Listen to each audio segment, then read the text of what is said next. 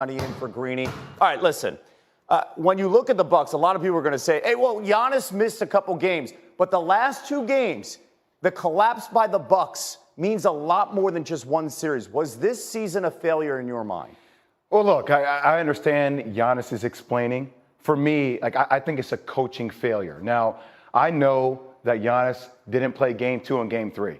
But one of the things I said when they won a championship is that I thought they won in spite of Coach Budenholzer's decision-making and his scheming defensively. That was in question for me, Kevin, when they won a championship.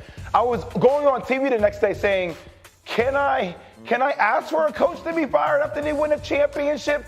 And now I'm sitting here saying, hey, look, that is the question surrounding the series. How long can you play in drop coverage on Jimmy Butler after he roasted you the game prior?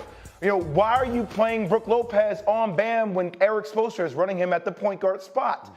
When you have the last possession in the game in overtime, we have 2 timeouts left. I have an idea. Call a timeout. There are constant questions surrounding this organization as it relates to coaching strategies. And I get Giannis missing 13 free throws. I get Drew Holiday allowing, Jimmy Butler to shoot 50% from the field. But the coaching things to me are things that stand out most when I think about this Bucks team. Is this the end, big picture in your mind, Alan? The end for Mike Budenholzer? I mean, it needs to be. When you lose in the first round like this, when you have a team that a lot of people expected could contend for a championship, and you're out in the first round, I mean, think about it like this. How does a team, the Miami Heat, with the worst offense in the league, score 124 points a game against a top 4 defense, your defense? How does a team that had the 4th worst three-point shooting team in the league shoot 45% from 3 against the top 10 three-point defense? That's not players, that's not personnel, that's coaching. And then you don't call timeouts late, you froze. You froze in Game 4, you froze in Game 5.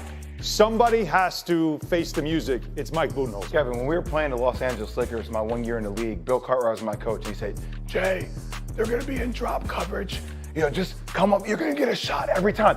Every possession Shaq was sitting at the free throw line, I got a shot or I was able to make a play every time. That's me. Yep. And I didn't drop 56 in a playoff game. Yep. And by the way, that is a very accurate Bill Cartwright impersonation. Yes, it is. Really well done. Free throw, how about his free throw? And by the way, I can't hear you. After the upset, it's the Heat now taking on the Knicks, who win their first playoff series in 10 years. Say that again, please. The Knicks are moving on to round 2, and one other guy who's really happy, guess who? Stephen A. Smith.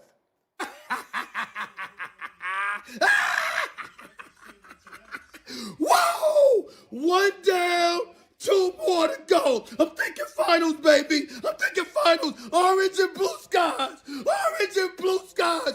Go New York, go New York, go. Go New York, go New York, go. Say go New York, go New York, go. Yeah! Yeah! Sorry about that, Donovan Mitchell. I love you, brother. But yeah! Is that a Gucci turtleneck at the crib just relaxing? That's his little drip. hey, that is his little drip. Yeah, he knows he's going to be on camera. Boy, The brilliance, though. Can't hide money. No, you Cannot hide it. And you cannot hide the brilliance of Jalen Brunson. And by the way, he wasn't spectacular yesterday, but again, he's the difference in this series. How far can the Knicks go now that you have Brunson dialing things up? I mean, look, right now, anything is possible. I mean, Coach Tibbs has coached Jimmy Butler. If there's one guy that can give you the blueprint on how to slow down Jimmy Butler, I think that is Tom Thibodeau. Now, and Jalen Brunson, the thing I love about him the most, he's never rushed. He gets to any spot he wants to get to, whether that's in isolation, whether that's in pick and roll. And Mitchell Robinson, I never thought I would say today that Mitchell Robinson outplayed Jared Allen and Evan Mobley. I mean, he was dominant in the performance with Julius Randle being out. Obviously, Julius Randle's health is critical for the next series, but I like New York's chances to get there. The Robinson thing, first and foremost, he's a second-round pick that didn't play in college, that they have slowly developed, and what he gave you in last night's performance in dominating the paint, in dominating Jared Allen and Evan Mobley, is a performance that takes you as far back to Patrick Ewing's days, the numbers that he put up, the 11 offensive rebounds, 17 overall rebounds in the game. Absolute dominance. He had the Cleveland crowd booing its own team because of the offensive rebounds he was getting, extra possessions. For the Knicks, that's their value. It's all the little things. Yes, Brunson, ice water in his veins, all that Villanova DNA that he has, and Josh Hart, the addition that he's been. But it's a lot of little things that Tom Thibodeau has this team doing, which is second chances and getting points off turnovers. It's a lot of stuff, and their depth, which continues to be a strength. And against the Heat, I don't know if they have enough depth to take on this Knicks team. By the way, Tibbs did a phenomenal coaching clinic in those first 5 games. Donovan Mitchell, playoff disappointment once again. The most fascinating series in round 1, it features the Kings and the defending champs, the Warriors. A heavyweight battle, back and forth, series tied, pivotal game 5 in Sacktown. Steph Curry, this team has struggled on the road, and Steph Curry, though, has that playoff experience, Jay. We saw it. It doesn't matter who guards Steph Curry. If that's Davion Mitchell, their perpetual movement without the ball is why they have the best offense in the game of basketball. The fadeaway long 2 from Klay Thompson. He had 25. Malik Monk doing his best. The drive, that'll fall. De'Aaron Fox, of course, dealing with that fracture on the tip of his finger. He had 24 points, but really, it's all about Steph. It's all about Klay. And Draymond had his best offensive performance. I mean, look, it was a masterclass by Dre. And Kevon Looney, another 22 rebound game, 11 offensive rebounds.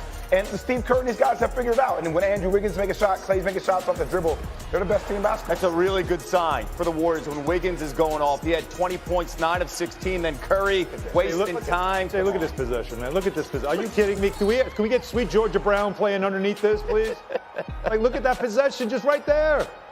Business as usual. The Warriors, they take control of the series 123-116, one of the league's worst road teams this regular season. They always seem to find a way in the postseason. This is stunning. They have now won a road game in 28 straight playoff series, the longest streak ever in NBA history. So now they're up 3-2, and they're heading back home where they are phenomenal. Closeout time. Is this over? Is this series over, Jeff? I thought it was over. I thought the moment of clarity for Sacramento, like the defining moment, was game 3 when Draymond was out. And I came on this show and I said, hey, look, people keep saying this is a must-win for Golden State. It's a must-win for Sacramento because if they don't win that game, you're going to feel a momentum shift. Right. And that's what we're seeing right now. And by the way, Andrew Wiggins not playing basketball for 2 months. This team is evolving into the best form of themselves.